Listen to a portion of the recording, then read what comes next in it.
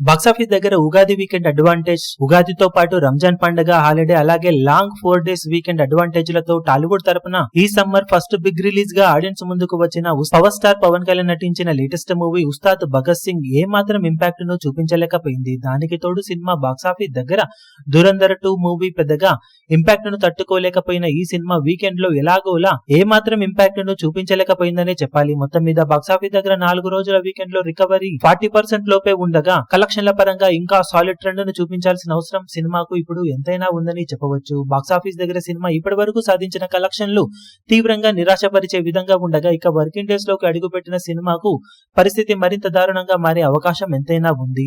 సినిమాకు ఆంధ్రప్రదేశ్ లో ticket hikes ఇచ్చారు. టికెట్ హైక్స్ ఇంపాక్ట్ వల్ల అనుకున్న రేంజ్ లో థియేటర్స్ కి జనాలు రాకపోవడంతో చేసేదేమీ లేక వీకెండ్ తర్వాత టికెట్ హైక్స్ అన్ని చోట్ల దాదాపుగా తొలగించేశారు మేకర్స్. దాంతో పాటే నార్మల్ టికెట్ రేట్స్ కన్నా కూడా తక్కువ టికెట్ రేట్స్ నే ఇప్పుడు థియేటర్స్ లో పెట్టారు మేకర్స్. దాంతో ఫుట్ ఫాల్స్ పెరిగే అవకాశం ఉన్నప్పటికీ కలెక్షన్స్ మరి అనుకున్న రేంజ్ లో వచ్చే అవకాశం తక్కువేనని చెప్పవచ్చు.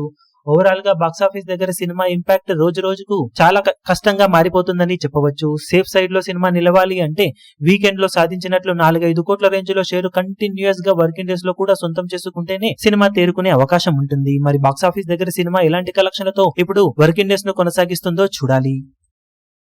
ఈ వీడియో మీకు నచ్చినట్లయితే లైక్ చేయండి, షేర్ చేయండి, ఛానల్ ను సబ్స్క్రైబ్ చేయడం మాత్రం మరవకండి. ఏ చిన్న అప్డేట్ ను మిస్ అవ్వకూడదు అనుకుంటే బెల్ ఐకాన్ ను ప్రెస్ చేయండి.